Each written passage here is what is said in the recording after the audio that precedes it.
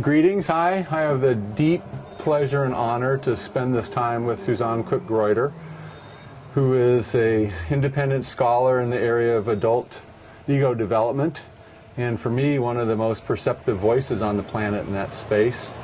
And I'll share a personal story that I've had a chance to spend a couple hours at various times on the phone with Susanne, and that time has been really deeply meaningful to me. Short amount of time, a lot of impact. So thank you very much for that coaching and reflection. That was cherished time for me.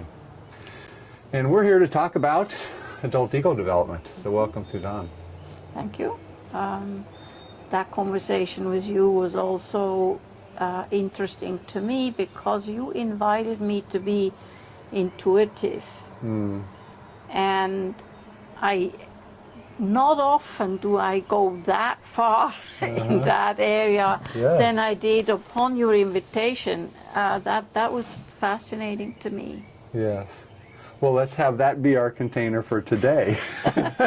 Flow with the intuition, yes. Yeah, so we can talk a lot about content and information and probably wrap it in some shared and individual experiences. And at the bottom line is I want to hold that kind of space and opportunity for both of us to see what emerges here.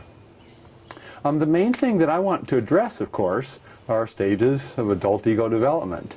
And what I was thinking was maybe we could actually just walk through the stages at whatever pace feels comfortable and be able to then address them from the perspective, probably three perspectives. One is the individual who's not simply, but dedicated to their own personal growth and development.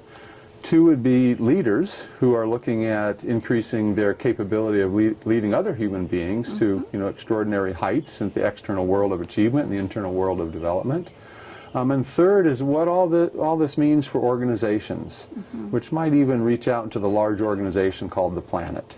And any of those and everything else we can imagine is fair game. Okay.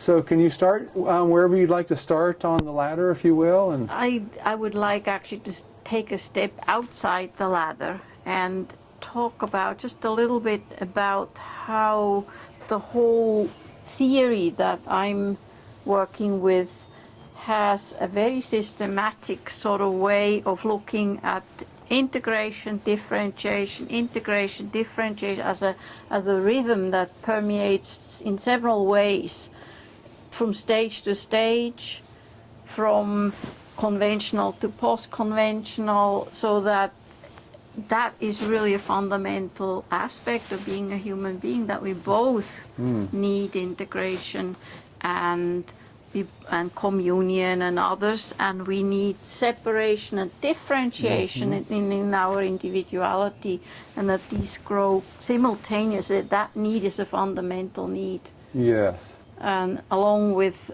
the need to create order, which is really what ego development is about. Create a stable sense of self. And so that's the overall frame. Right, and the overall frame being then is that as one moves up stages, one is in this constant dance of differentiation and integration and differentiation and integration. That's right. And embracing that fundamental dynamic, which for us in our kind of world of conscious change leadership, we see as process. It's the movement of process. Yes. And right, and that basic movement in those two polarities is fundamental to all growth, all development. Yes. Right, and that's fully embraced and accounted for in this particular theory, field, where others may be less clear about that. That's Lavinch's work. She was the predecessor who actually invented this theory, if you will, based on other information, is part of what she first sort of realized, this movement. Also, she didn't identify it. It's certainly in her writing. Right. That also sets up for me just a meta understanding as we get into this, is that then wherever someone is in their own stage of development, where they can get locked in is their love of differentiation or their love of communion.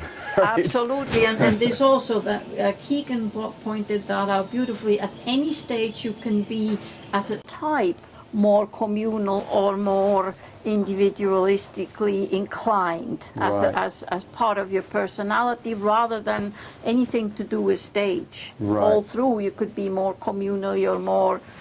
And then there is the cultural differences. Some cultures emphasize the communal more, and ours, Western American, certainly has the more individualistic framing of all of development. Yes. The way I look at that when I look at the stages is that I see that as one grows, there's more flexibility, right, across those two polarities. And the mastery is really that dance. And if I can embrace both simultaneously in the moment, you know, then I'm there, or wherever there is, because there's no there. But that's a whole other conversation Yes. for probably later in our discussion. Yes, absolutely. And that Jung was beautiful about talking about individuation that way, that the joining of animus and anima is really, or in other words, wherever you can integrate what you beforehand defined as other, when it becomes part of you, whether that Yes. masculine, feminine, all the many possibilities, that is also part of that growth, Yes, that and shift. yeah, yes. Was there more you were going to say about that? That's we can say more later. Okay. Yeah. Well, where I was interjecting on your toes there was the excitement about the yes. Also, from a leadership perspective, what we see is that as folks move up stages, the loudness, you know, and maybe sometimes anger or whatever the emotion is, but the loudness and veracity of their attachment to their differentiation or their communion lessens, right? And so there's a beauty then that emerges where there's at certain stages, and I know we'll describe this as we go, where there's a blossoming of the understanding that I can be both, Yes. and I actually choose to be both, Yes. which means then I can allow you to be wherever you are as well. Without with having to greater- react. Yes, without that- reacting and making you different. So you Yes. can be like me and I can feel better about my attachment. So that's part of human nature Yes. too, how easily we get attached in the subtlest way Yes.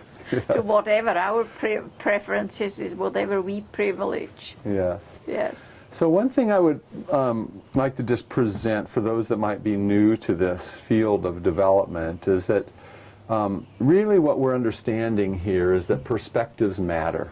So that everyone has a perspective, in fact multiple perspectives, and those tend to kind of line up or coagulate, if you will, around certain centers of gravity, which I'll just call the levels and stages. And so for folks that may be new to this field, really this is the exploration of the inner domain of how our own self is formed, right, and how we can grow that self, and then it translates to what we do in the world, starting with our own behaviors, what we react to, how we make meaning of stimuli, how we treat stimuli, how we create what we want to create in our lives. And I would say what we can pay or not pay attention to Yes. is a big part of how we describe the levels. Yes, that's beautiful. Our field of conscious change leadership is basically founded on that. Conscious means what are we conscious of? What are we not conscious of? And so therefore what can we in some ways do something with as object, or what is not available to us, not on the radar yet. Yes, Yeah, yes, that's yeah. beautiful. So how about if, well, first of all, are there other things that you would want to introduce that are frames on the conversation of stages? Perhaps only that there are several theories that go around that Ken Wilber, of course, has done the most in terms of aligning them overall, sort of the waves of what's happening. We do seem to notice or observe the same kinds of overall. And then the detail is every theory focuses a little bit on something else and therefore sees something else. And perhaps the closest to this is Keegan's theory, subject-object theory, and except it is more mind-oriented, more cognitive. I think real ego development is probably the one that integrates the three strands of being, doing, and Thinking, Thinking. right? Yeah. Of We call it knowing in our work. Being, doing, Well, knowing. thinking in the most intimate way, they're really intertwined. In the description of the stages, they're always, when these three are together, then we describe it an ideal stage. Yes. Stages, no person fits into a stage perfectly. That's all just theory. Yeah, it's just theory. But those come together, and then they come together again in some ways. Mm-hmm. And ego development stages describe that when it comes together, the ideal case. Yes. And then, of course, Bill Torbert's work parallels the stages as well that ego development has articulated. I know Bill Joyner has taken some of that work and brought it into organizations. And what's interesting also is that different researchers, of course, are seeing through their own perspective and lens and making their own contribution to the bigger reality of what really is the human being, using their own language that is the most congruent, I would assume. With them. Yeah, with the articulation with them. So we have different languages. So I assume as we go through the stages, we'll also just kind of use maybe other theorists, researchers' language here and there so that if people are familiar with them, they will be able to recognize it, yes. Absolutely, no problem. Great. No worry, they would say down under. Yeah, no worry. No worries, give me a beer. No. So, stages of development. Where would you like to start? I'd like to start at the bottom. Let's do that. And it's interesting because, of course, there is children develop. We know that everybody pretty much agrees on that. And since Piaget, we agree that adults may develop too, at least to some more mature forms of thinking, up to maybe age 25. But lots of people still, to this day, have that assumption that that's from then on it's downhill. Yes. And it's really only since the 1960s, 50s, 60s that Kohlberg and Levinger and Graves, there were a few big names, started to look at adults and say, hey, maybe not, maybe adults develop actually too. It's not just what Piaget identified, but there may be other ways of how people's minds and hearts expand. Yes. And take the world in, and so that's really where I was fascinated to explore. Also because it's positive, not in the sense of looking at what goes right in development, and not the previous, 50, 100 years where it was all about pathology. All the things that can go wrong, and they can. Yes. But this is the whole new field of adult development, was looking at how do things go well? Yes. What is the potential? What is possible? Yes. So Yes. that emphasis, that shift in emphasis, I think is an important one, actually. Yeah, and it's back to the conscious mode. What allows it to then open up to a greater understanding. Yes. Right. I'm going to pause one moment because I'm noticing this is down here, and I don't want that to cover. So can I make a little adjustment up here? Whatever you need to do. Okay.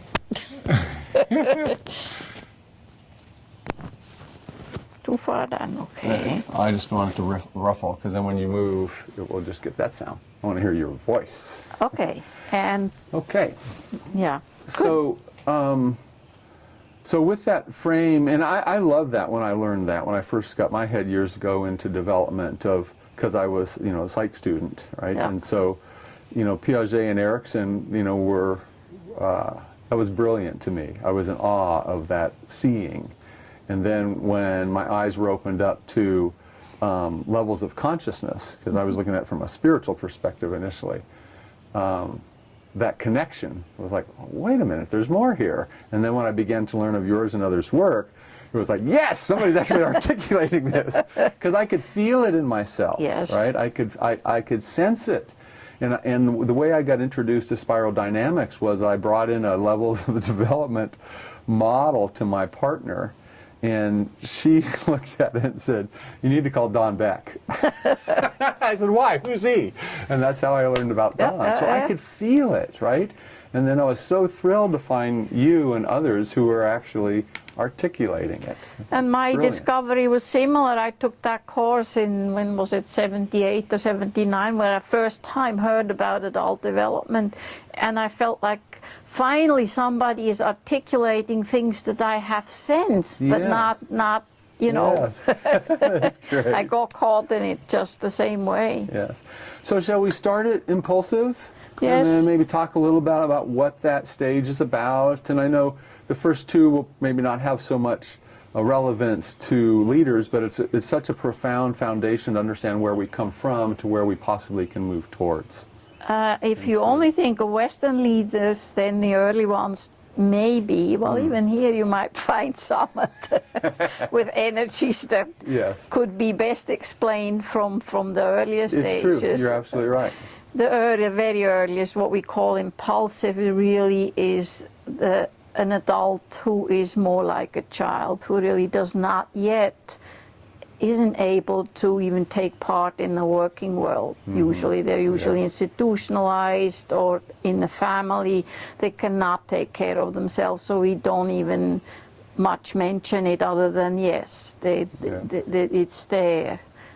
Very helpless. Helplessness is probably the chief indicator of it. They can't respond to complex questions, for instance. There's just very, very little there to work with. Right. And the next level, the opportunist, is a powerful level that energy of it, if it's used choicefully, is actually necessary to be functional occasionally, not often. But people who have no access to that energy usually don't do so well. We'll talk about that, which later stages have actually trouble with this. It is the two forms of it that we clearly identify. There's what Loewinger called self-protective, because he mostly studied women. And it's where you realize the world is a very tough place. It's me, everything is against me, it's going to exploit me. I have to protect, I have to hide, I have to be as invisible as possible. And the other form is often the more agentic male form, which is then aggressive, which is using the power one has in order to get what one wants. And it's really simply, I need to optimize, or maximize is probably the better word here, what I can get. And if I don't get it, somebody else will. And there is really not very little sense of self in the sense of a psychological sense. There's no sense of time in the sense of my actions have consequences. No sense of responsibility if something goes wrong. It's the world, it's you, it's something else. It's not, I cannot own, but it's not because I don't want to, it's that I can't. And one of the main things that we feel, that I feel, I shouldn't even say me, but that I really insist on when I teach the stuff is it's not a matter of not wanting, it's a matter of not being able to. And that makes a huge difference in how we approach others.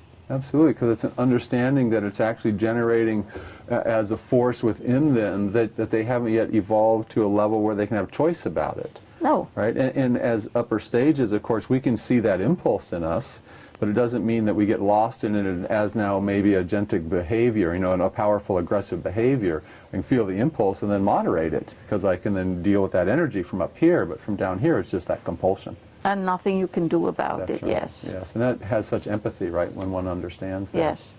There's another frame I'd like to just maybe place in the conversation now as we go up the levels, and that is this frame that as we go up the levels, what we're going to notice, and this is actually speaking, I guess, to our audience here, is that the higher the level, the more awareness, right? So the awareness opens up in terms of both space and time. Yes. And there's a deeper sense, right? There's more depth to the awareness. The internality as well. Right. There's more of a psychological or a psyche in the space that can be explored. Right. And so as we go up levels, we're going to see more breadth and like this, time and space, and more depth into consciousness, Yes, more awareness. absolutely. And so at this level of the opportunist, it's very short time frame, and the window is what I can get right now for my need.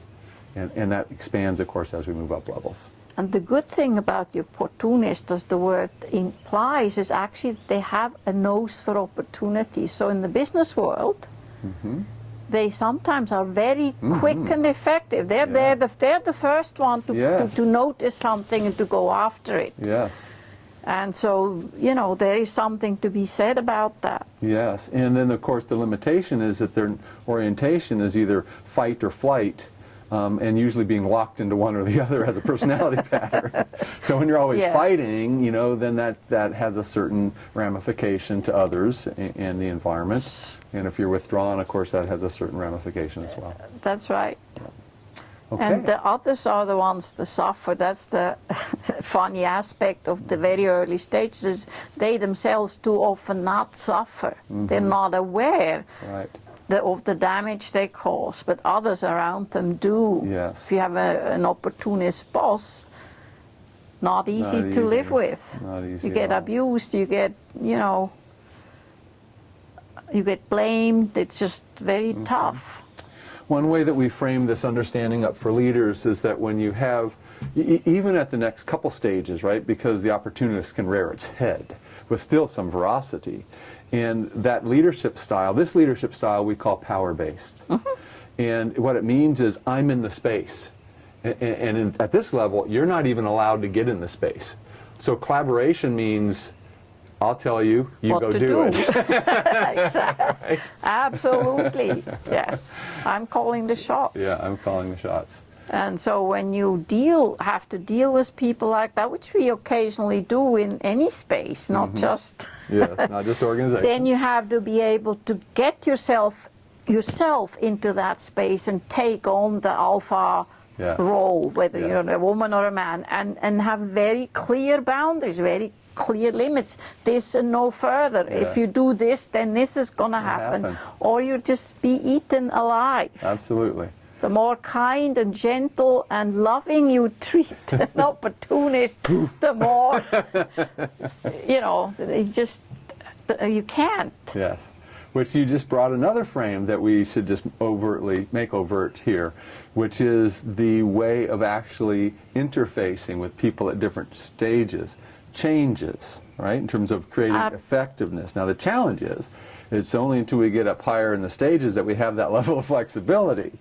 So an opportunist to an opportunist, that's both the powerful one and then the sparks fly, right? The opportunist to the meek one, then there's a squashing, a stepping on. Yes. And so neither of those are functional relationships. But if, as an aware, higher level person, you've got to meet this person where they're at and establish those boundaries, and now you can get the most effective interaction possible. Yes. Still not going to be the kind of meeting that you would have up here in terms of effectiveness and output of your relationship, either on a felt sense of this is fulfilling or a doing sense of we achieved something. But at least functional, otherwise it wouldn't work at all. Yes. So that's important to be aware of too. So how do we deal?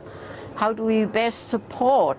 Deal is sort of a manipulative word, almost has a little bit. I know. How do we best support or help or interact with people at different levels? Yes. And only developmental theories actually have that awareness, whereas all the other theories that exist assume that people are already at a certain level and that we can treat them all the same way and it will be just fine. It is.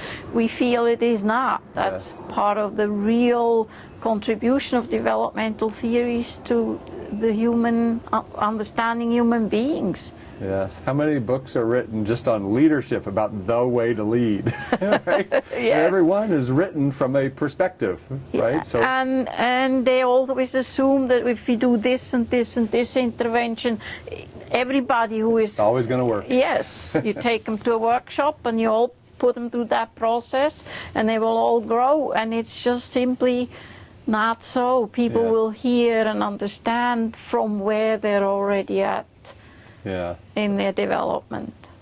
And that's such a wise, understanding there, that we've got to meet people where they're at, and what we bring to them is actually where we're at. And so what we're doing is managing the perspectives in us and in others, and that's where effective relationships occur. Yes. So take us to the next level. So the next level, the opportunist is me against the whole world. Yes. And the next level is really an increase in power, in the sense that it's now us against them. So I identify with the group. Usually the family is the first, obviously our first reference group, or our clan, or even in the work world, my company, my corner of the world, and their values are our values. Of course, religion is a powerful influence there. Even schooling, so American type of school is different than somewhere else, but we get indoctrinated, to use a strong word, in seeing the world in a particular way, and sharing and valuing certain values. I love when when the language isn't come out better. Can I just make one point? So this we would call the conformist or the diplomat. Yes, diplomat. Again, they're not necessarily diplomatic. However, if you're at the later stage, you might have, again, if you're very functional, there are situations where it's very fine to have that listening, polite, not making waves, all of that initially, in order to get acquainted with, if you enter a new company or a culture, it's good to be able to have some of that diplomat still available to you. And this is where rules and order and the way it should be. Yes. This is how we do it. The blue meme in spiral dynamic, yes. And where we also have a certainty, we are embedded, we know what's what. We can follow a leader, or we can lead with certainty. Yes. There's a lot of this is necessary in the world for the world to function. Yes. And I'll also point out then at this lower red, right, the opportunist level, red being in spiral dynamics, that's the differentiator, right? It's me. Yes. And it's the gangsta kind of thing. Who has the biggest stick is the leader. And this meme, if you will, or stage evolved where we needed to put a container on that volatility. So now there's one right way, and so now it's a communion, right? Yes. Out into our way, our tribe, our ethnocentric kind of worldview of how it is. And that, how it should be, not just how it is, how it should be. The right world. If everybody was like that, then things would be orderly, and the best would win, in the sense of I'm trying to think of the word, sort of the going out in the way, imperialistic sort of. Yes. Our way is the real way. Yes. Whatever that way is. Yeah, the colonization, right? Of Yes. your colony to our way, because we have the right way. Because then you will really benefit. We're bringing you something good. Yes, and we had centuries, and still have, but centuries of wars, right, off that basic premise. Yes. That I have the right way. We know. And underneath it is the belief that, your salvation is in my right way. Yes. Right? And it may even be a positive impulse. I want to save you from, exactly.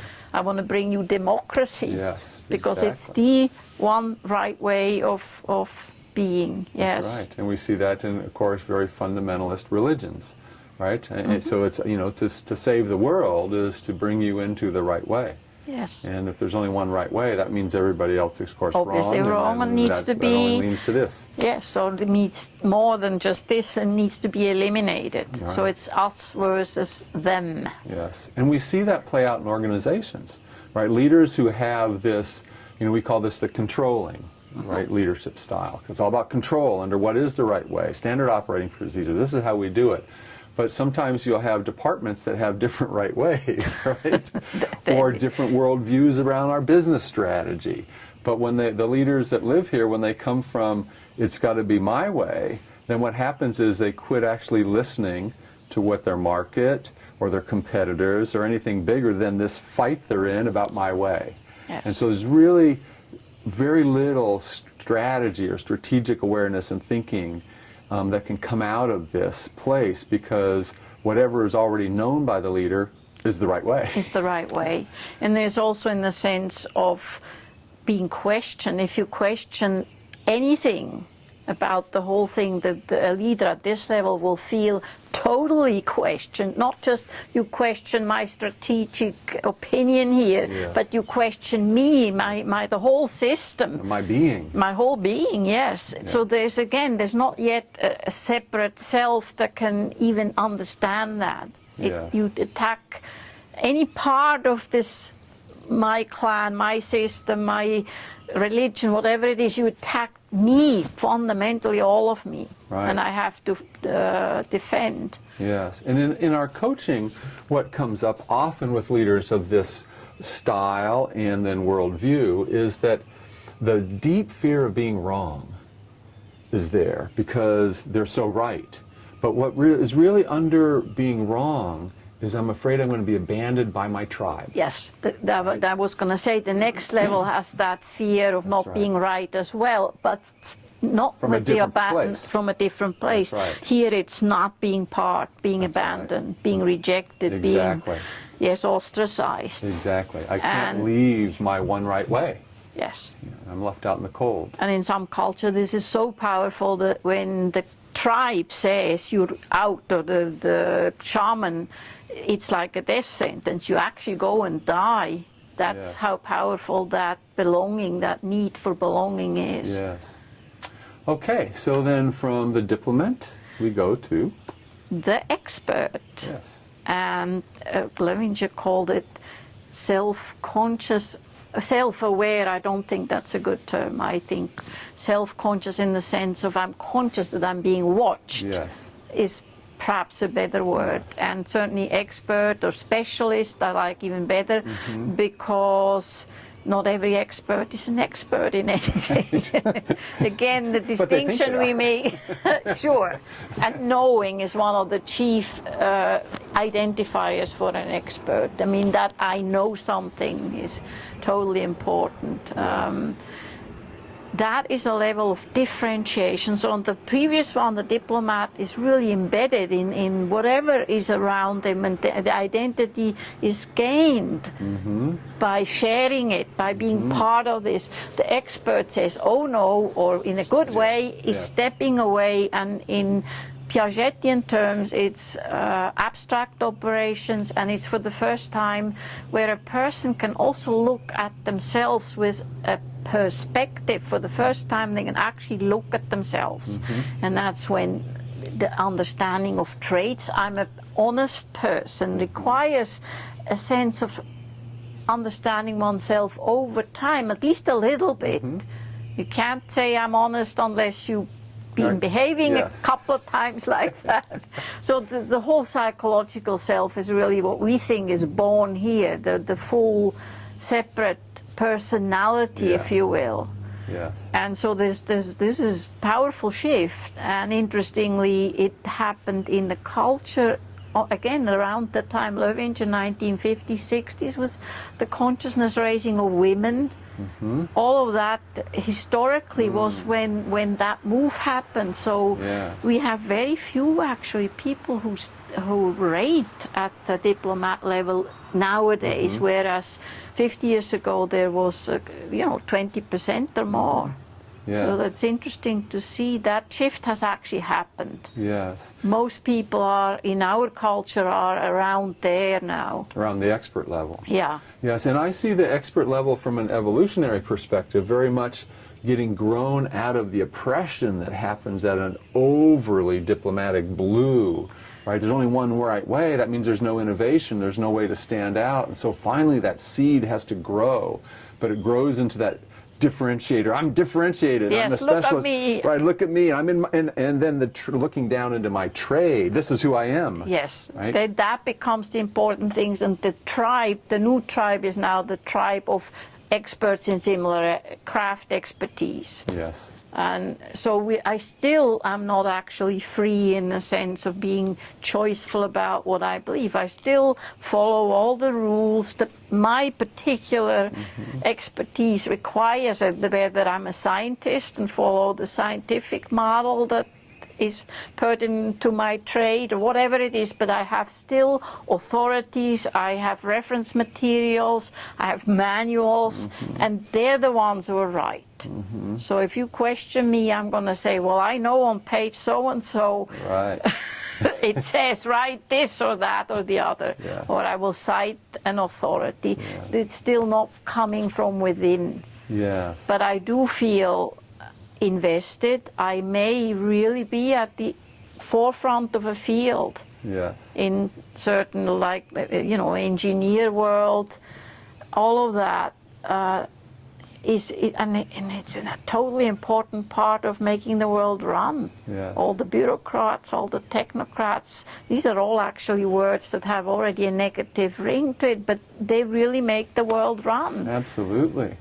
And this frame around increasing as we go up levels, the self gets bigger, and in those dimensions of across time and space and depth. And so there's that depth of expertise, but it's in the world of doing. Yes. Right? So there's more depth in doing.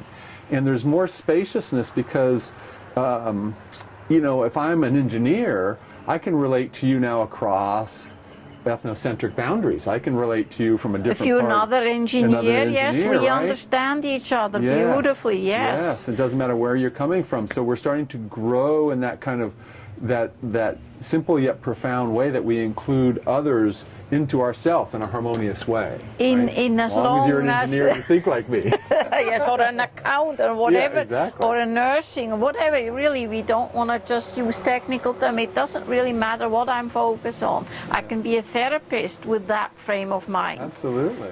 Well, I was saying about the expert, things that make it expert, as well as a sense of perfectionism that comes out of this real desire to do the best one can in one's field and to develop it to the nth degree without, and that's the polarity that comes in here, without. So you have efficiencies but not effectiveness. The sense of what is effective and functional is often not there. So somebody will, in the business world, an engineer might develop the absolutely most perfect solution to something and takes months, and yet the general manager, says, well, we need to get this puppy out in 2 months, and for the engineer who is at this expert level, this is painful. Yes. To let something go that he knows he can perfect. It just needs more time. In a beta version, just there's a killer for that type of sense of what can be achieved. Right, and very important from a leadership standpoint, because often leaders are at the next level, which we'll get to in a moment, but the people that work for them are often technicians in their specialty, and so there's always this tug, right? Yes. Because at the expert level, what we care about is being right in our field. Yes, right? Getting the best and we the most can, beautiful, right? and yes. And we don't care about things like money and time. We just want the perfection of what it is. And this can be, as a leadership style, it can be very commanding. Yes. Right? Command and control, Yes. clearly here as well. Yes. Yes. So we think of the control aspect that comes from the previous stage of the diplomat, right? The conformist, that's control and order, but this is where a lot of leaders live still, especially mid-managers, and so they're very commanding because they're used to doing it right.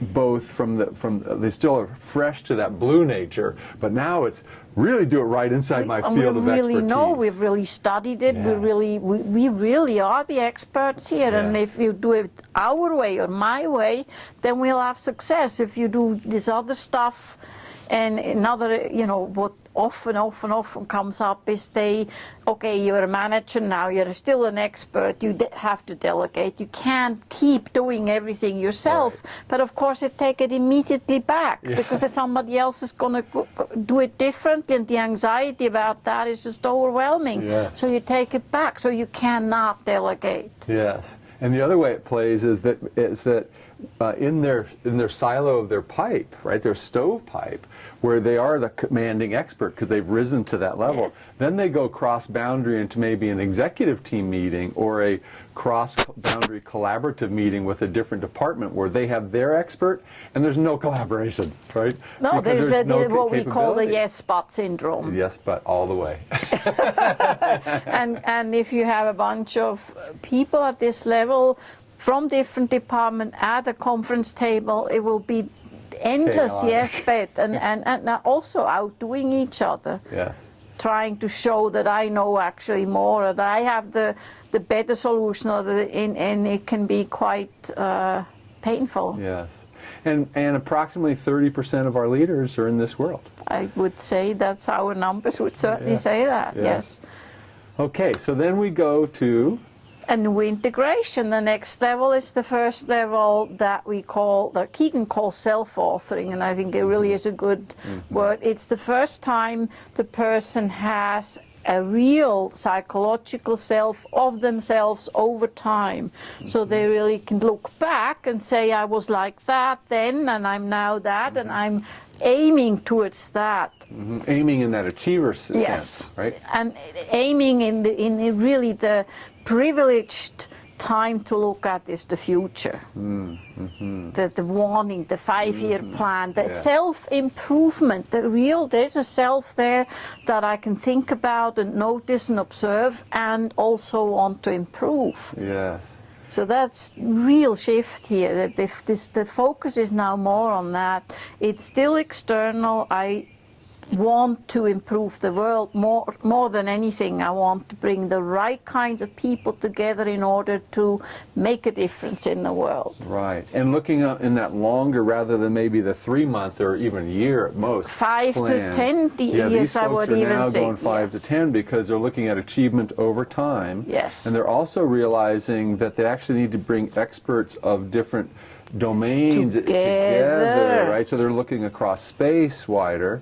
And then, and now starting to touch at the first level of starting some introspection about, hey, I've grown this much, I could keep growing. Yes. Right? But still that frame is mostly on their doing and maybe their thinking at this stage. Mostly, of course, you could imagine an achiever who is specializing, even inventing a theory about emotional. So again, we have to be careful not to separate these. It doesn't matter what the field is. It could be any field, but what is new here is a real scientific frame of mind. So I can measure, I can analyze, word means cutting apart in Greek. I can look at variables, I can do experiments, I can do all of these things in order to find out, and finding out, predicting and control is still very big here. Right. And finding the laws of nature, finding the laws of business, finding the laws of behavior, whatever I'm looking at, but to kind of create a theory about it. And if I can find, well, the premise is it's figure outable. Yes, the figure out things is absolutely fundamental energy drive here, in order then to be able to do something about it. And the doing, as you already mentioned, is the thing. Yes. And it's still mostly external in the sense of I don't yet have an understanding of myself as an instrument. Yes. I think if I have an idea and I find the right people, we can contract together to achieve this goal. Yes, and so still the orientation is external in that way. Yes. And we call this, how this manifests in terms of the way of being and behaving and doing, which is what a leadership style is very much results oriented. Yes, right? absolutely. It's figure outable. If we get the right people together, and there is a little more listening now because I understand I need those folks in those different expert, dimensions and those trades, professions. If we listen, we can figure it out collectively and we can go make the world a better place. And we can even have steps. We can say first this, then this, then this, then this. And we will get to this goal, whatever the goal might be. Yes. And internally, I now choose my ideology. I'm not just born into it. I'm choosing whether I want to be a socialist, a communist, a democrat, whatever. It doesn't matter. They're I'm making a choice. I can even choose to be a fundamentalist, which is different than being one because of the environment, unchoiceful. Yes. And I make the best that I can figure out for myself. Yes. What serves me the best, what makes most sense, talking in sort of the meaning-making sense, what makes the most sense to me as a way to live. So I have an ideology that I hold and have chosen. Yes, you're bringing out a couple points I'd like to make overt. One is the planning over time, right? So this is that stage where we begin to actually lean into process in a different way. The expert leans into process of the steps to actually do their specialized experiment.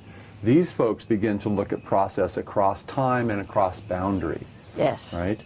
And we're starting to emerge perspectives and the understanding of perspectives at this level, right? The expert is my perspective. I'm the accountant. Only my perspective, yes. yes. And here we bring multiple perspectives, and then of course at the next level we begin to actually embellish that. Yes. Right.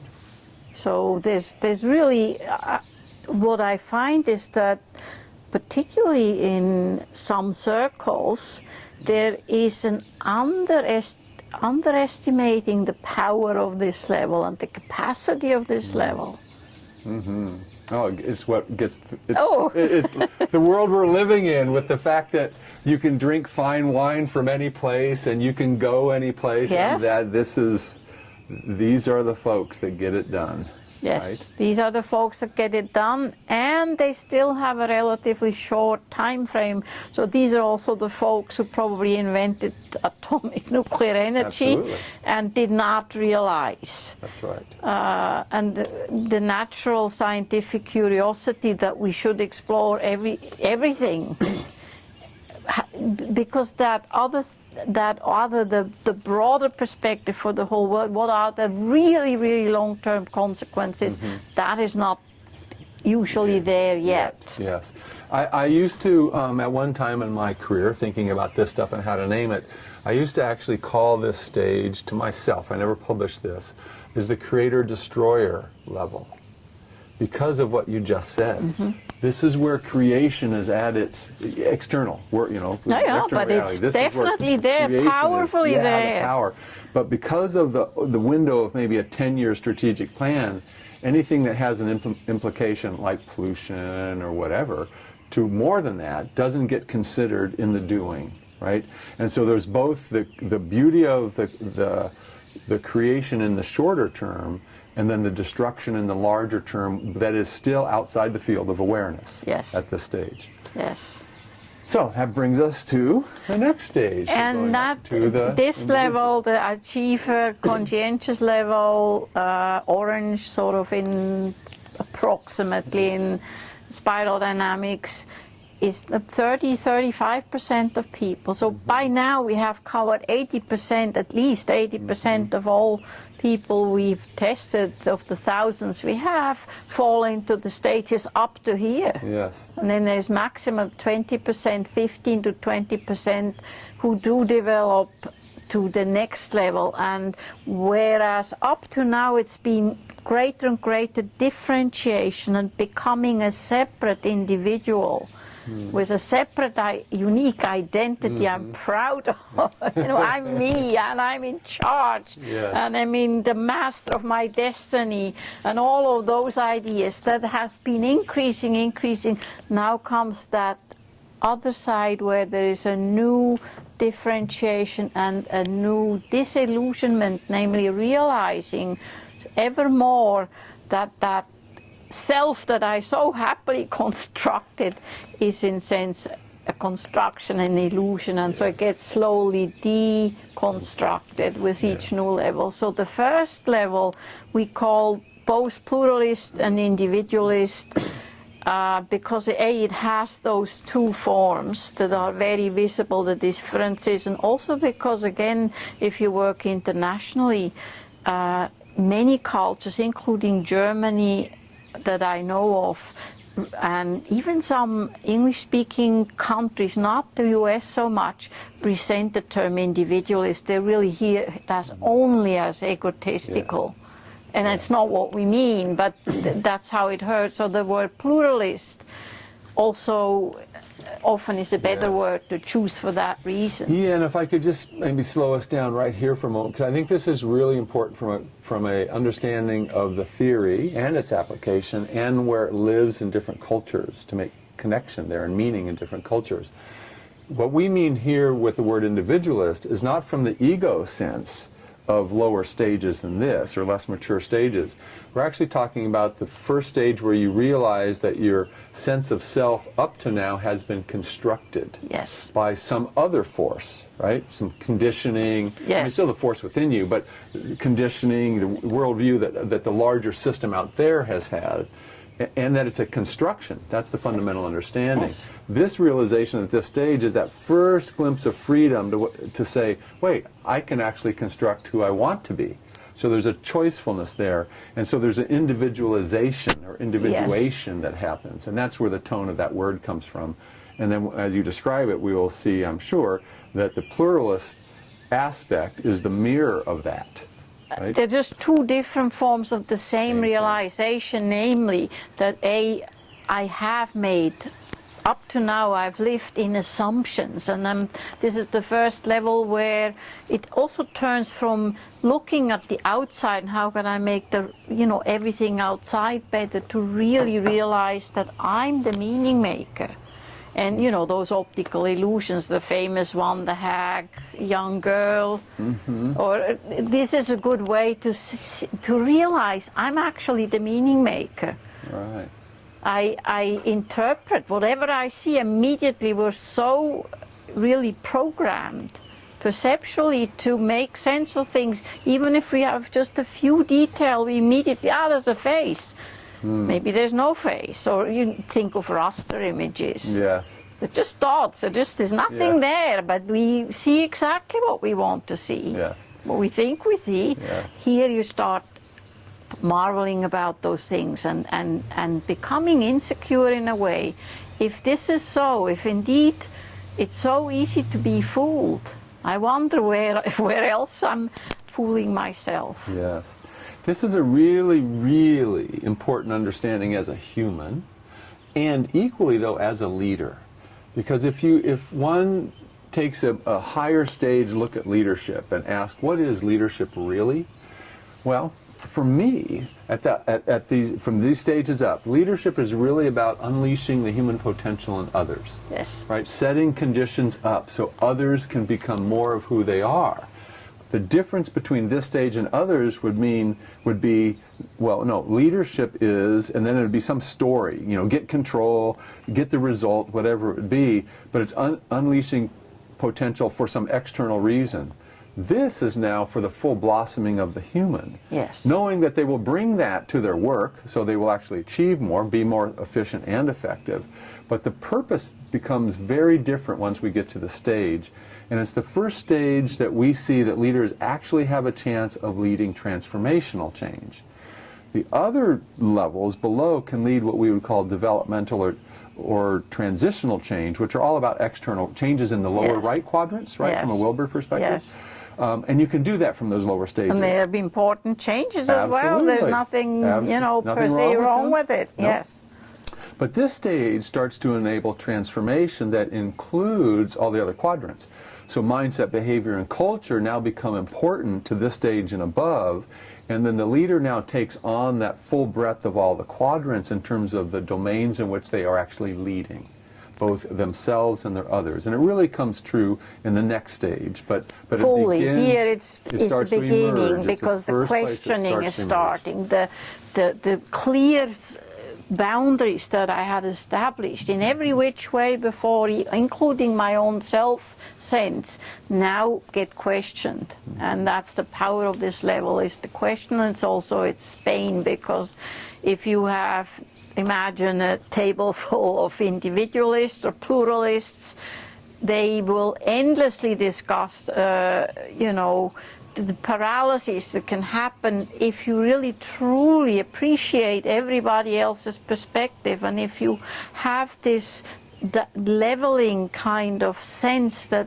because your opinion is just as precious and just as important as mine, we cannot come to any decisions. Yes. And taking a decision would actually mean I'm putting myself above you, and that is one of the values that is most abhorrent to me. Any kind of hierarchy at this level is seen as an oppressive one. Right. And is rejected. And Yes. so I really have a hard time with that. I also have a hard time with developmental theories because they're clearly hierarchical, and so there must be something behind there that is not good for humanity. Yes. Yes, and I just want to make very overt. That's I'm you playing. speaking as the individualist. Yes. Good job, by the way. And I truly understand that reaction as well. Yes, and I do it in organizations that have a dominant pluralistic perspective, and you often will find it in human resource groups. Yes, absolutely. Right? That. And they just get ground to a halt because what happens is, in some ways, they've thrown the baby out with the bathwater. Yes, so have. all the structure from the expert achiever domain, which they felt oppressed by, they throw the structure out as opposed to use the structure in a way that first invites out everybody's input and then make a decision. Well, that's again the next level is then capable of that. Exactly. This level it's often not, and it's also a difficult one as a leader because other people, those at the earlier stages, often don't understand the individualist pluralist leader. It's just either all fuzzy or it's all over the place. Do you really have a plan? No, Right. of course not. I feel. Yeah, and I want to hear what yours is, so I can put it with his is. Yes. And we could mesh something together, make a stew. So there is that, and it can be hard for employees of this kind of leader or boss to work with. Bigger companies sometimes have clever solutions. They have separate departments for the individualists, the cultural creatives, so they don't, for instance, have to report every 3 months. Maybe they only have to report every 6 months in order to give them a bit more playroom, because that also comes on board now. The playfulness, not just systematic experimentation, but a lighter way, a playful way of finding things out. Yeah. New access to all kinds of sources of information. The mind-body split is softened. Now I'm interested in I'm interested in your physiological reaction when I talk to you. I'm looking when you smile or don't smile. I mean, I'm taking in a lot more. My dreams might become important to me, my intuition, whatever it is. There are many, many more sources of information than before. Before it was mostly rational, intellectual, mind information. Now I awaken again to much more of myself and in others. I notice that in others and love it in others, that richness of the human Yes. possibility. The joy of that is also awakened. Yes. And you can have individualists who just delighted with life, and when they write there's one exclamation mark after. They're excited, they're invested, it has a really different feel about it. Yes, and they're in that level of experimentation, right? So the expert experiments inside the walls of their trade. At the individualist, with this differentiation, is a bigger self and more experimentation, and the excitement comes from going cross-boundary. Yes. Right? Hence, the excitement comes from me learning your perspective. Yes. That's where I get my thrill. That's what, absolutely. That's what Look my how energy comes from. Yes, right? that's where the juice is. Yeah. Yes. And then the other thing that we notice in leaders as they do this style, which we would call more the collaborative style, Yes. because they seek collaboration. They certainly do. Right? Consensus, right? Yes. And from a process standpoint, what happens, again, the process orientation is inside my trade, and here's how we do it in very lockstep project management.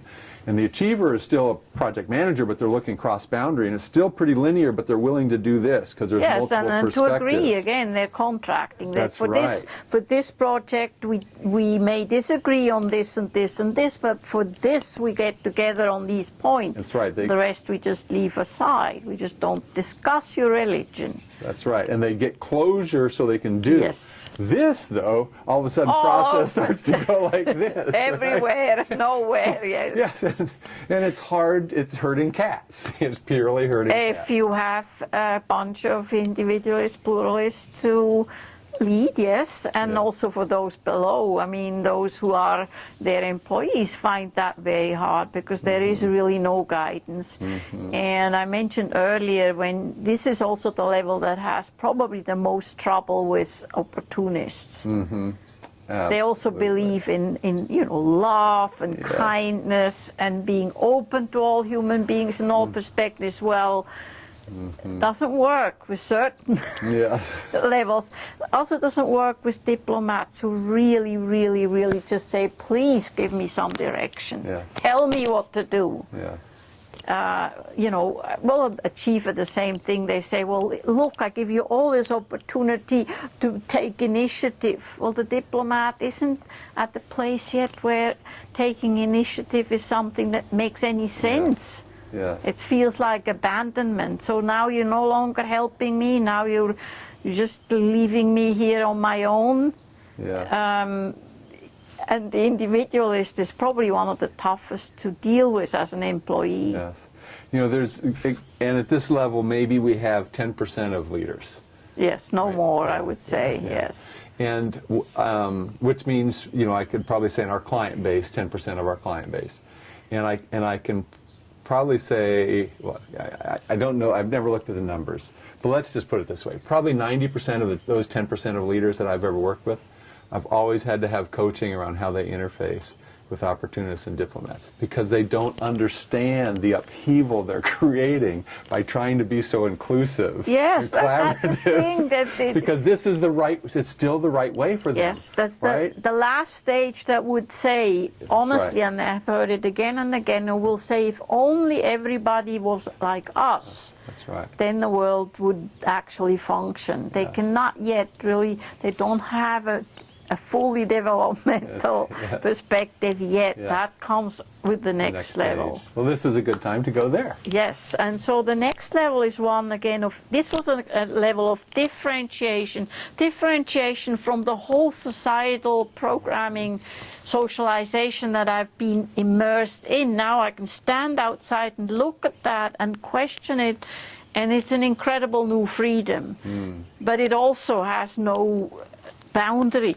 The next level can do that. That's an integration that now looks in terms of time. It looks at both future generations into the future and historical past. And much broader in length. And named as the strategist in that regard because that's where strategy really begins to emerge. Yes. Right? Because I can see across those boundaries at a whole different perspective. And they can integrate now in themselves. If we talk about ego development, they're the first level that has a whole understanding of its own becoming. And therefore has, in the best sense, sometimes also some tolerance and some capacity to look at one's own shadow and to, work with it and not have the illusion that one doesn't have. Yes. Now this is an interesting, just on that comment, to place this perspective as well, because we're talking stages, we're not talking states of consciousness. Yes. And that states of consciousness are available to human beings. We have peak experiences up these stages. And what's interesting to me is, in our work, we take leaders who, again, they're the same clients anybody else would have. So people that are sometimes experts, often the senior leaders are achievers. Maybe there's a few individualist pluralists in there. But we ask them to do shadow work. not in the depth the strategist would do it on their own with their own introspection or their own therapist, but to begin to actually look at what is inside their comfort zone and what is outside. And what we've found brilliantly is that you can, with structure, for those first tier folks, they will do that work in the name of the outcome. The expert will do that work in the name of being better at their expertise. The achiever will do that work in the context of creating better results. Effective, right? yes. More effective.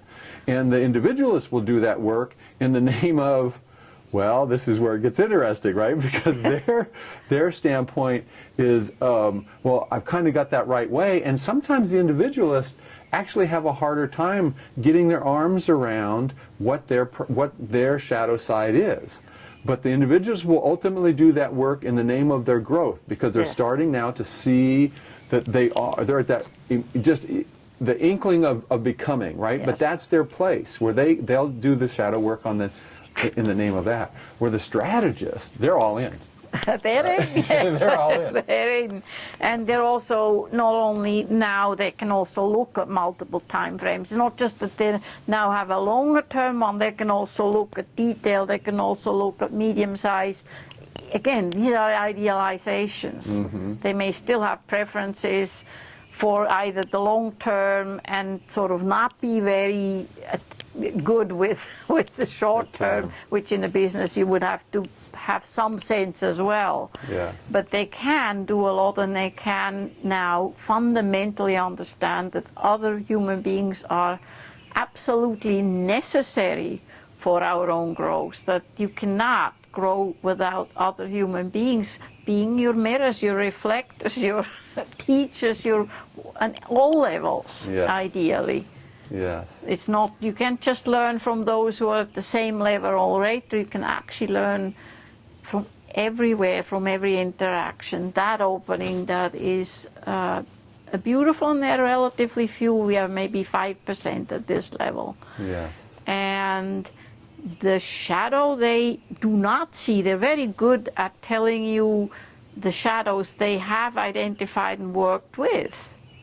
They're proud of their. Yes, It's like a badge. Look at me, how much I've worked. Look at how wonderfully, how much I understand about human beings, and they do compared to. But there's an attachment, there's a pride there that at least we observe. Absolutely. That gives them away in that sense, because they're still in the knowing. They know a lot about human beings. They know a lot about business. They know a lot, whatever it is, they know a lot in much more comprehensive way than like an expert or an achiever knows. Yes. But they're not open to mystery. They're not open to, we simply don't know. Yes. We will probably never understand. Yeah. That is something that rubs them the wrong way. Yes.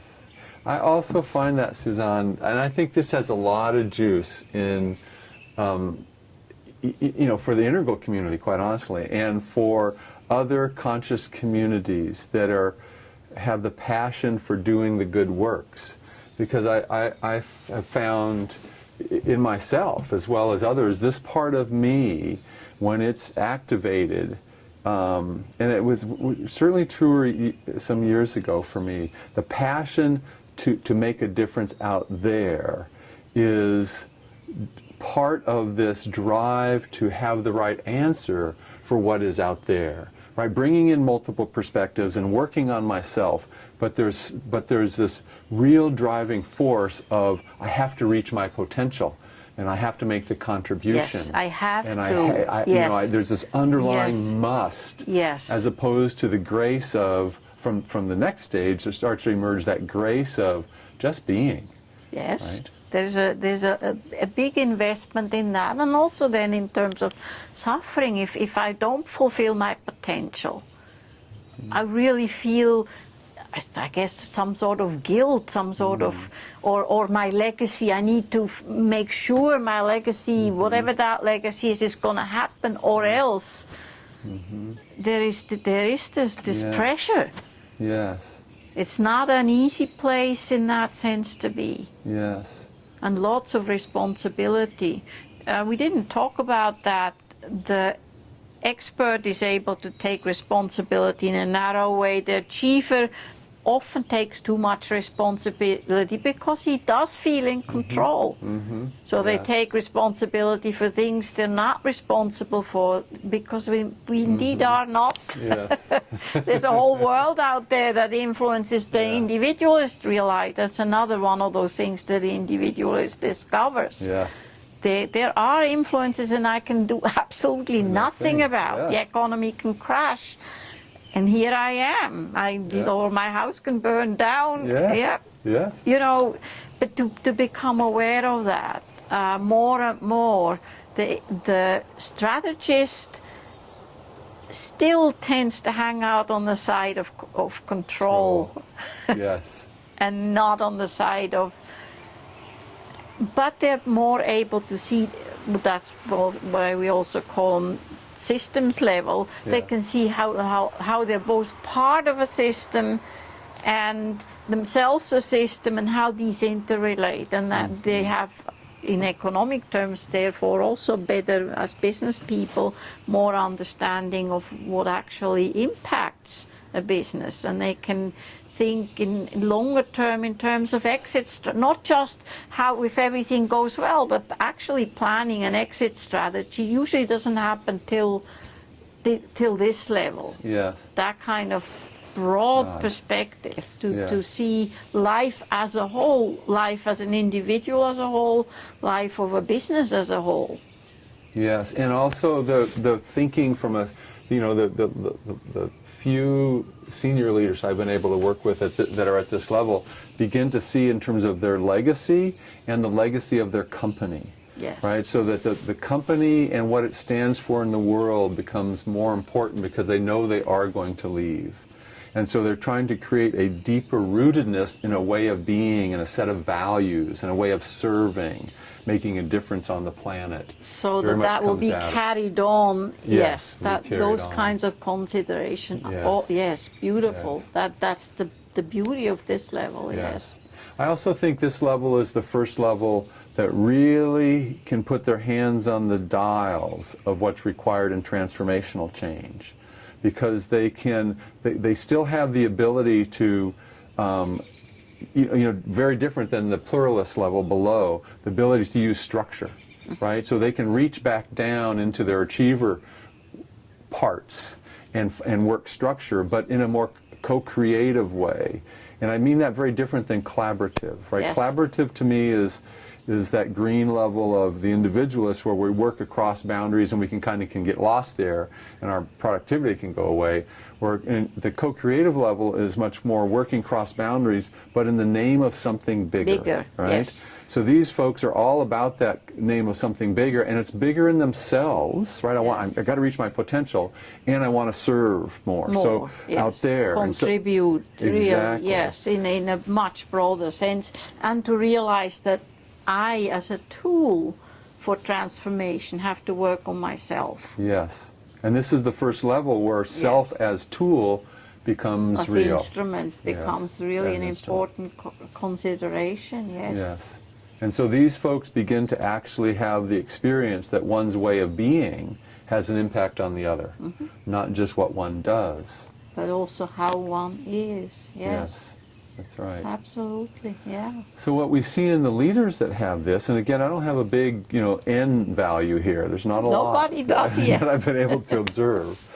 But my sense of it is that there's a level of co-creation that happens because from a process standpoint, these folks begin to actually sense not just the physical dynamics and energies that are observable out there, but actually can sense how somebody feels and how the group feels. So they can begin to sense the energy in the room, so to speak, or the energy and morale in the culture, and they can begin to lead for that. And so there's a co-creative nature that they bring their awareness of things like culture and morale and what they're sensing in the moment with someone into their strategies of what they're going to do.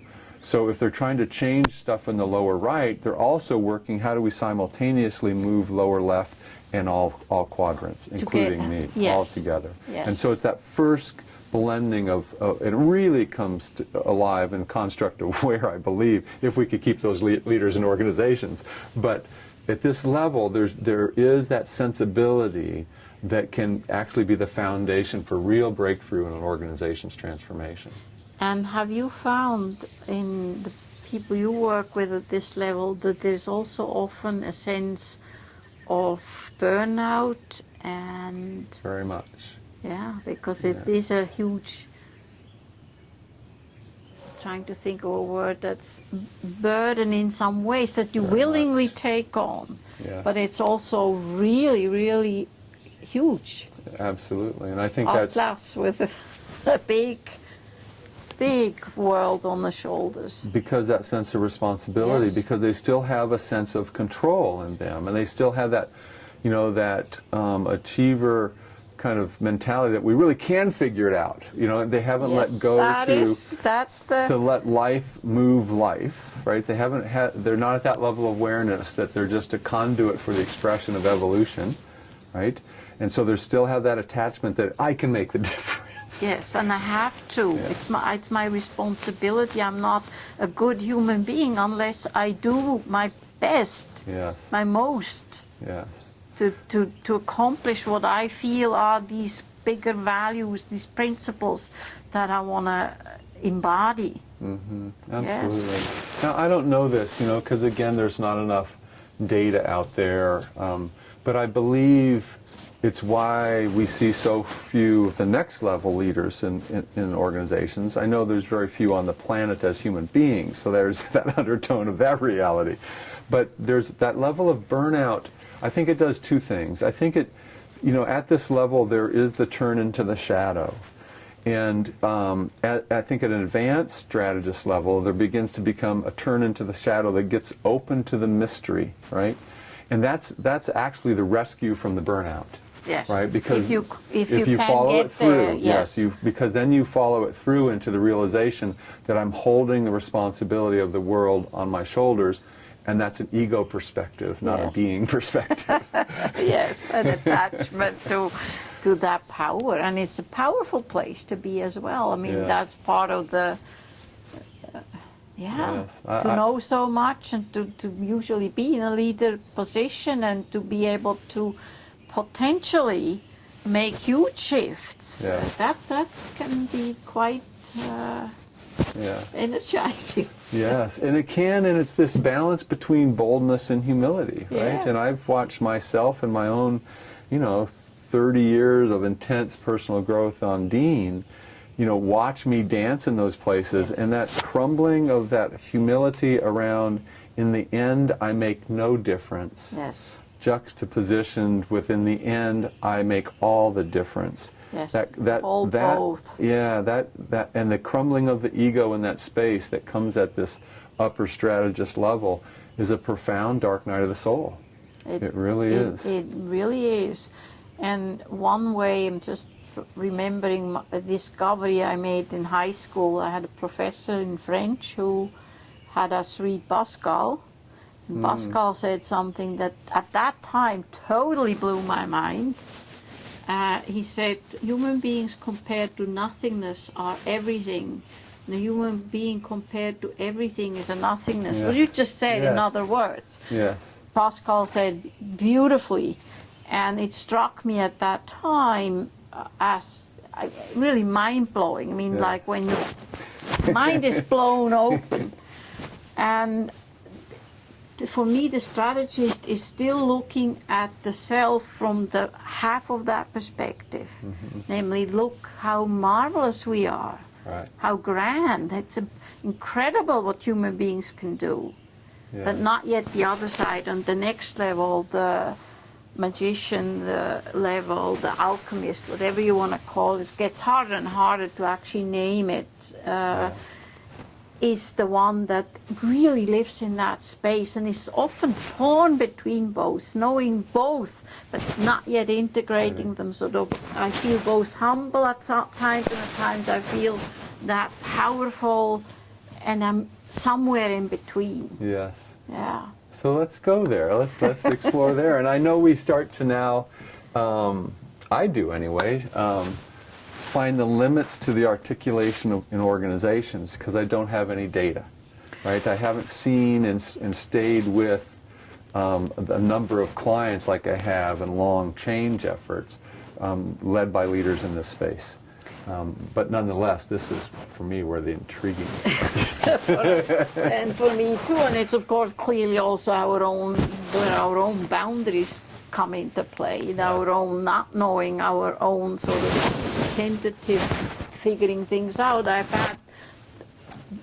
I guess because of the theory, I tend to attract, in the coaching I do, I tend to attract people at this level who want to work in this field where the juices of the not knowing juices and the kind of finding that place where you can humbly be who you are, fully be and stand in that power, but without over privileging it or underprivileged. This whole place, this constant movement, constant shifting, constant sometimes also, again, the emphasis on watching one's own ego do all the games it obviously automatically is going to do. That can be quite frustrating to some and confusing, and because there are so few people who make sense like an alchemist would, there is also often a great sense of loneliness and not being understood and being, wondering. Actually, I've had the question often enough, am I crazy? Am I really going off the rocker? I see so much and it's so complex, and when I try to speak to others, they just don't even know what I'm talking about. Am I, in my right mind? Am I going somewhere insane? And then we can certainly comfort and say, no, not really, you are alone. There are very few people who look at the world through that kind of complex filter. That's interesting to me because I don't have that experience at all. I don't have a frame for it because, my experience is I experienced this level, and I really love construct aware. As that, I think, was that yours or Jane's original? That's my word. Yes. That's my favorite for this level because I believe that's really what's happening. Is as the ego is constructing. And at the most subtle, right? Ego's always constructing. At the opportunist level, it's like that. But this is where the ego is just starting that construction of whatever it is, the thought, the emotion, the feeling, the projection, the perspective, and to have awareness of that as it emerges and arises. Yes. That's for me what the essence of this level is. And what intrigues me is so my path has been very much an embodied practice. And so physical awareness and energy awareness and end of the breath. This level for me is the very, very, very end of the exhale. Right? And at that place where it opens into be able to see and feel the subtlety of the ego arising, there's a place of centeredness. And that's, for me, both the complete instability and stability. Right, because then you're seeing the ego spark in its little subtle things like this. Doing all the things it does. Yeah, the shenanigans. But there's a level of stability and spaciousness that happens around there, that, yes. Right? And so for folks, I'd be interested to hear more about people that you've worked with that come to you with that sense of, am I crazy? Because that's a flip around 180 degrees from, no, I'm centered in myself. Yes. And so I hear that as the projection on trying to find my place in the world. In other words, there's a metric, there's an other I'm measuring myself from that would have me wonder if I'm crazy. And so can you explore that more with me? Just the fact that I think about things in ways that other people can't even follow. And I think you've been lucky or wise or all of it by having a spiritual practice, but imagine somebody developing through these stages without that support. Oh, wow. But just on their own, without... And people have been able to do that. Well, yes, if you look at, if you start looking inside, you can discover that thoughts come and go, and you can discover that by yourself, but then other people won't understand. You won't have a good language. If you're in a spiritual tradition, you have language for that. But if you just happen to discover it on your own, you don't, and you can feel incredibly isolated. Oh, interesting. Because for me, my path has not been attached to a spiritual tradition. It's been attached to my direct experience as the guru. But still, you had a guru. But I was going to say, Yeah. but I read everybody, right? So I Yes. have that perspective. So Yes. I can imagine that if I did the work, as a self-directed enlightenment practice, which has been my way, without this, then I'd probably be coming to you wondering if I'm crazy too. I get it. Thank you. So if you do it just by discovering, because again, I think it is the human potential has that possibility Absolutely. to come to on one's own to the construct awareness, Yes. and then it can feel that way, and it doesn't have to be. Yes. For some people, development, that's a whole other topic, whether it is smooth or whether you have to have the dark night of the soul, or my sense is all of these paths are possibilities. Yes. It depends a bit on the circumstances and the individual.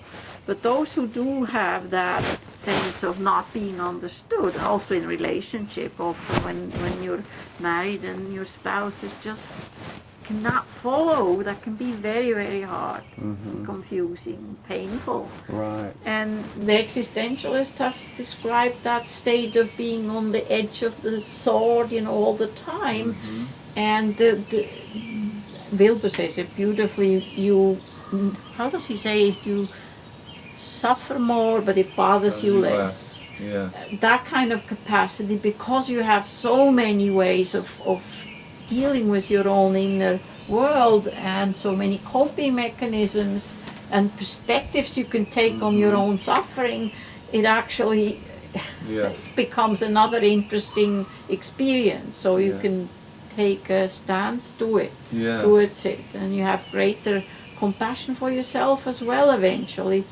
But sometimes in coaching, people actually need that support to find that compassion and the strength to accept the sort of, at least at this point, the sort of rare stages of thinking that way. And then you see all the struggles that I watch when people at this level, there's a particular form that tries to go meta on everything. That's why I had to laugh when you earlier mentioned that. To me, the meta is sort of a signal word. Okay, we're trying again. The human being tries again and again to create an even bigger container, a theory that encompasses all the theory evermore.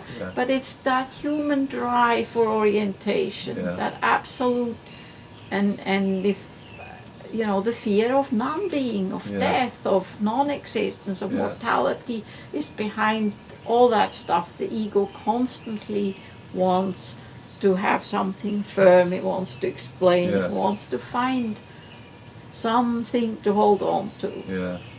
And that's a beautiful way of putting another kind of spin perspective on this idea that I see this stage as the very end of the exhale. Yes. And the reason being is because that complete utter surrender, where the exhale has now disappeared, which is now the unitive stage, because it's all exhale, inhale, one.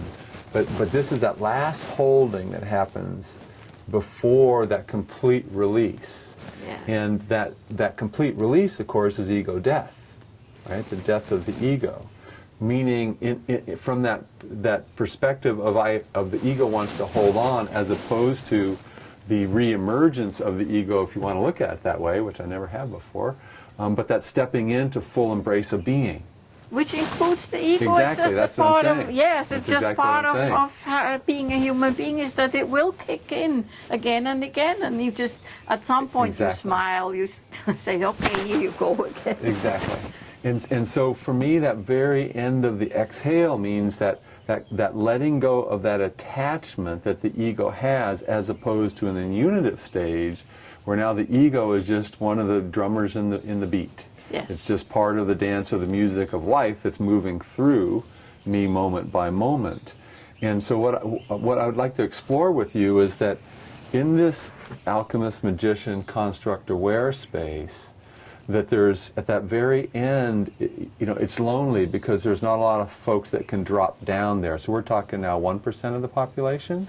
At Maybe. most, at Yeah, least, most, made yeah. data, yeah. Yeah, 0.5%. So not a lot of people. So there's a loneliness. And I also experienced there's a coupledness with, it can be a level of confusion about how I make the difference, and is there a difference to make, and what's, if I'm making it all up in construction, well then I'm making it all up, if there is no right way, what is the right way? All of those kind of Yes. existential questions Yes. that get spun by the ego. And then spun and spun and spun. You can get trapped in, Yes. in mind and games. I mean, Exactly. and at the same time you're aware it's running you. Exactly. Yes. And so there's a level of suffering, then this is very interesting, that I would call a low-level hum at this stage, but very different to the low-level hum that happens down at the opportunist stage. I mean, obviously very different, but well, I don't know if I want to go into this now. I actually... Why don't you? Okay, so... This is an Because I want this to be about your perspective, not mine. What can be So represented here we are, we're in the inquiry there. part, It yeah. takes two to Yes. come to discover something.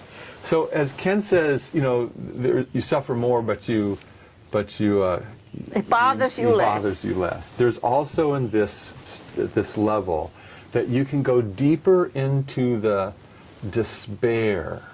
You can go deeper into the dark, if you will, because there's more voltage, amperage. I'm not an electrician, so there's more capacity in the system go there to and handle explore. Yes. the depth of pain and suffering. Yes. Because through the stages, you've conditioned the wiring of your own nervous system, if you will, of your own being, your own body, your own cells, to be able to actually channel that, have that come through you.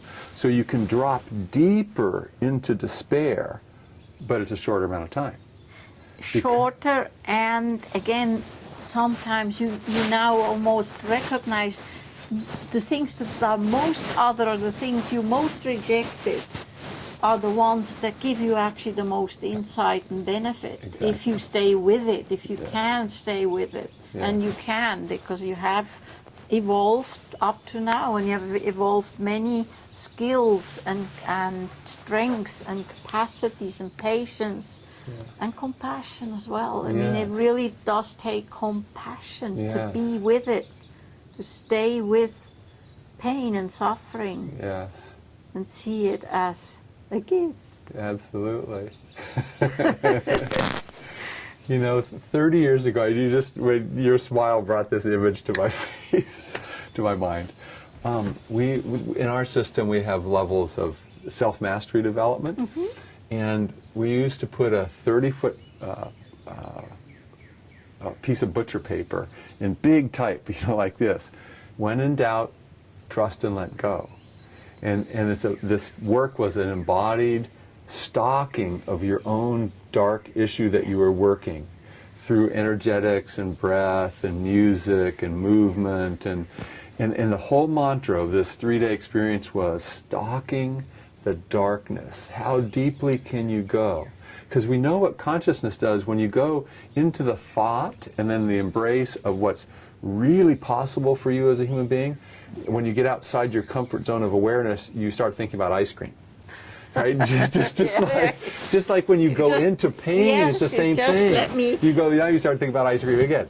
And so this was that stalking with that intent. And what my experience at Construct Aware is because you've danced that edge of differentiation and embrace, you know, over and over again, you have this capacity now to stay with that to the very end of the breath, right down into the darkness, so that you can surrender into that depth of pain.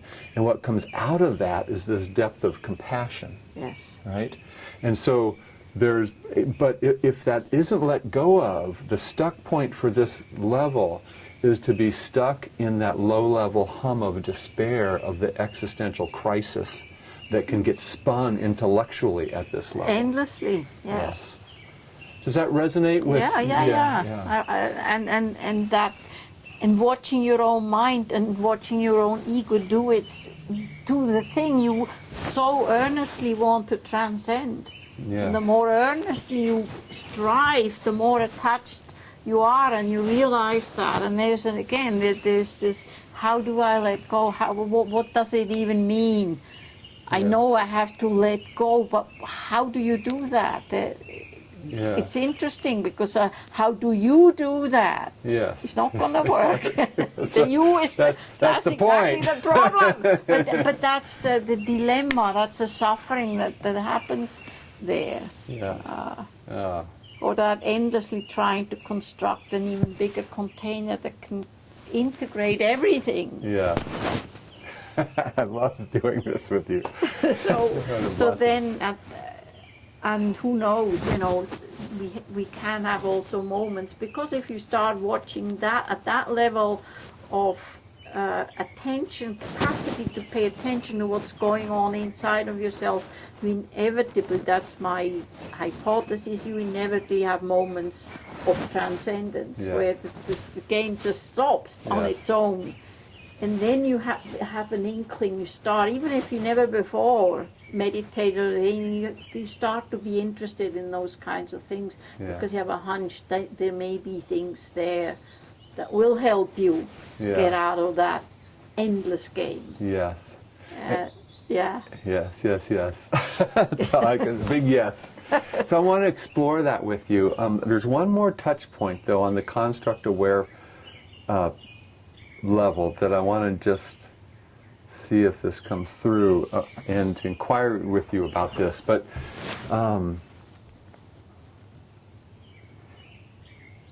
at this stage, at the strategist stage,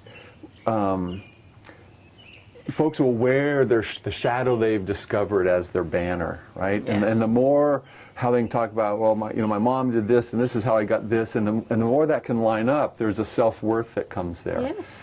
At this stage, there's a dropping of the containers of those things into, I'm seeing the actual Wizard of Oz, right? Pull the curtain. I'm actually seeing the maker as it's making, right? And that's a real powerful distinction, I think, for understanding the strategist to the alchemist, because it gives the strategist a guide. I mean, that's the beauty about stages for me, is that if you can begin to sense what stage you're at as your center of gravity and can begin to understand what the next stage is about, you can begin to see the door, right, to how you can get through where you might be stuck. And I believe there's a lot of folks at the strategist stage that are out in the world doing great work, but carrying that burden. Mm-hmm. And the beauty of understanding the construct-aware stage is that wherever we put the boundary, even if it's around our greatness of doing all the good shadow work we've done, we realize that that boundary is still ego. Yes. And the construct-aware stage has us slip into, the end of the exhale, slip into that boundary. Yes. And that's the door into the mystery. And the potential experience of something else that is no longer done consciously, volitionally. I really want to become the next level. It slips into it. It becomes a possibility, and eventually you pick up also practices. That's where that really becomes important to people. So would you say then that the construct-aware level is really the level that embraces the mystery? That actually begins to see that that is the door to my unitive experience? To something else. It may not be even defined. Again, if we don't have a spiritual container, it may just be the experience. There is something else, and I'm becoming curious about it. And I find really being on that edge, that this is, when I do usually ask, would you, somebody who is suffering and feels alone, we reframe it as solitude rather than loneliness. And also, would you want to go back? Would you want to rather be at an earlier level? And I've never heard a single person say no, yes. Yeah. Momentarily, yes. Of course, in the moment when we're suffering, we always wish things would be all right and all that, or I could go back and be more simple. But no, actually, there's so much aliveness in this not knowing place. So much energy that's just there to be felt and touched, that people don't want to give it up for anything. No, this is so now we're moving to unitive. Yes. And so, well, let me hear from you. So to make this distinction for us. I have the least, the greatest hunch or hypothesis around that. I don't know. Because A, it's my own limit. I'm somewhere in there doing all the things you described about yourself too. Yes. At the moments when I do feel that great ease and calm and totally okay with the world going to pieces, Yes. which some people find very frightening and or dismiss me because I feel that way. And then I'm like every other human being, an ordinary, with all the foibles and dumb stuff one does. Yeah. And I don't have as much information about it as Terry O'Fallon, who is studying now just this transition. Yeah. I think I don't know much what she has discovered. I don't think it's fundamentally different than what my hunches were. Yeah.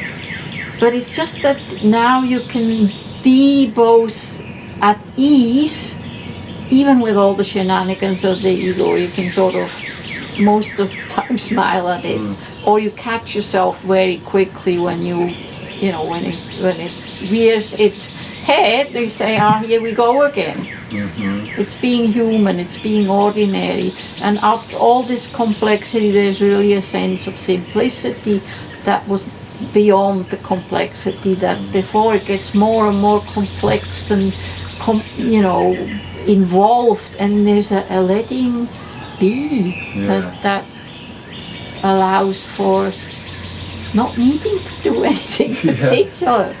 Yes. And out of that not needing can be spontaneous, action, of course. Because the energies are not held in bondage to some defense or something else. Yes, that would be ideally the case. And at this level, I experience it very much as being one with the emergence.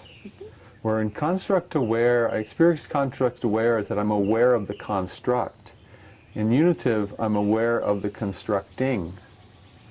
And there's a peacefulness with the constructing. It's almost like a joyous aha, joyous ha ha ha that comes out of watching the ego be itself. Right? What it's meant. Yeah. I mean, and then also to know again, I always think of that. We talk about all these abstraction words, but what is an ego? Is there such a thing? I mean, where is it? What is it?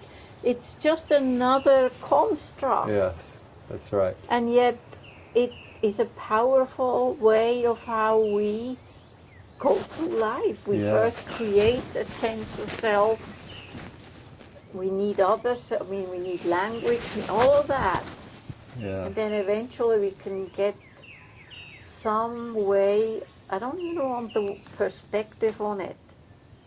Well, we stand, I mean, then again, the spiritual language being in a witness kind of state, where then it becomes a state. We haven't actually talked about that distinction yet. Yeah. Another thing about the unitive stage that I'm exploring is the experience. I mean, I have my own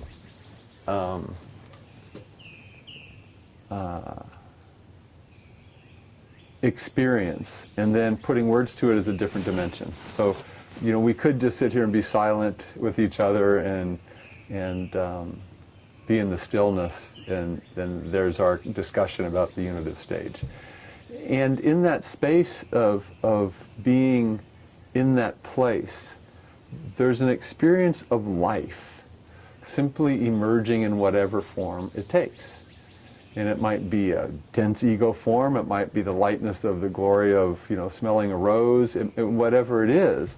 But there's a both and self and selfless experience of the whole moving through. And so there's a unitive,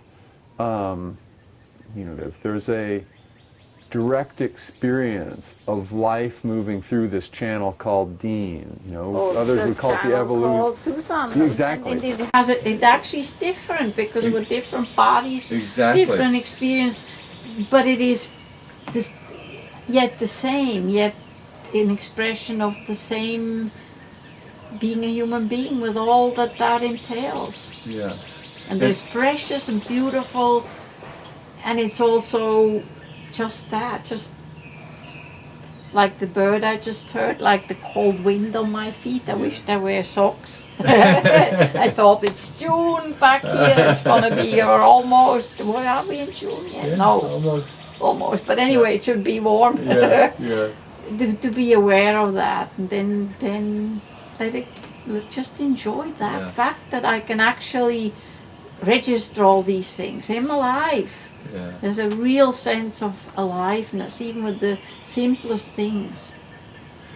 The frame I wanted to put, just because I know a lot of people are looking in this, and you know, a lot of the looking is maybe more cognitive than we would want to portray. My experience of unitive, it's an experience. It's a direct experience. But if we're going to put words on it, it really is this whole channeling the evolutionary force. It really is being one with what's arising in one, in whatever form it's coming, as, you know, Dean being a expression, a flower in the garden that's making a contribution to the beauty. And that emergence that's arising through all of life, always ever present, becomes fully expressive and available at this stage, because the dances the ego plays that are more dense, that would maybe direct the expression, have now released. And so in that arising, there's the full embrace and full expression of life in what's needing to be expressed in the moment, given the circumstance one happens to be in. And so there's this beautiful blending about what's moving through the person, what's being asked for on the outside, and the marriage of those two things is where the magic, if you will, or the effervescence, you know, It's happens. just a sense of aliveness, Yes. of true aliveness. Yeah, it's beautiful. Yes. And the knowing that it probably will end with, you know, that if you believe, whatever you believe in terms of what happens afterwards, but what we have is right now, right here, with this body, with this mind, with these circumstances, this place on earth. Yes. So, and wonder names it all. Wonder, I love that. It's so funny to me how the attempt to put words around it then just has to go out the window. It's like, okay, we made our stab at words, now let's just be. And that's what emerges here. Yes. Yes. And the ancients knew that as well. That's the other thing that to me, there have been human beings who understood the fundamentals that we so slowly and with so much laborious effort and research try to rediscover, only to come back to Yeah. this. It's simple. It flows. Yeah. Always moving, always Yeah. dancing. Yeah. Was there, did you want to talk about the witness as part of this? Not necessarily. I have consciously kept my own journey sort of separate from the research I have questioned that as well. I mean, why? I guess I just feel a little protective about it. Yes, that's fine. I was thinking of the witness as a phenomenon of the dance, you know, we can call it the observer that morphs into the witness experience, you know, as we move up the stages. But I must say I'm feeling complete Then as that's well. perhaps a good place to stop. Yes. Yes. Well, thank you so much for this time. What a beautiful journey. You're welcome, and it's always fascinating to me to relive it, because each level is still part of us Yes. and can serve, actually. And that is a really essential understanding, isn't it? That we Of need all developmental those. theory, Yes. yes. And to only, again, privileging only the later stages is to me, a real misunderstanding of what these kinds of theories actually offer us. Yeah, so maybe we should just take a moment and expand this, because it is a great sending off message, isn't it? About that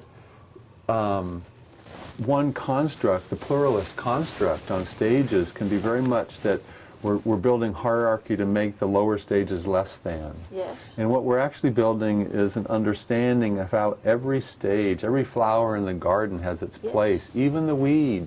Even right? the weed is necessary and is a Absolutely. part of us still. We do have a Absolutely. reptilian brain. The pure impulsive, opportunistic part is part of how we still can be. Yes. And if we're lucky, we can do it choicefully, but I'm not so sure that there mightn't be life circumstances even now for us where we don't have a choice. Yes. You make me think of this. I have a little hard plastic gorilla about this big that sits behind me on my desk. And my lovely partner and wife, Linda, gave this to me years ago and basically said, in all of your meditative, spiritually oriented practice, I just want you to know there's still a gorilla in there.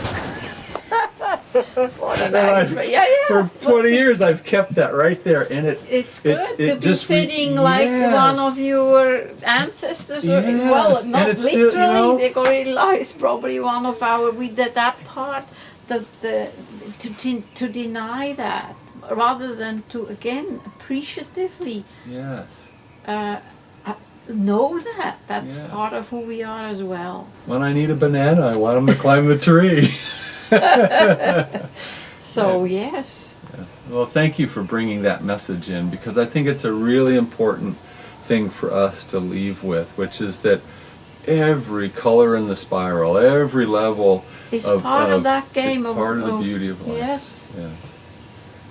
And it wouldn't work otherwise. And the later the stage, the more capacity for appreciating everything from sorrow to joy, from all the levels, whatever humanity is. And more than that, sentient beings is what it is to be alive. Yes. That increases. Well, with that, thank you so much. You're welcome. What a blessing. Okay. Fun. Now would you like a banana? Yeah.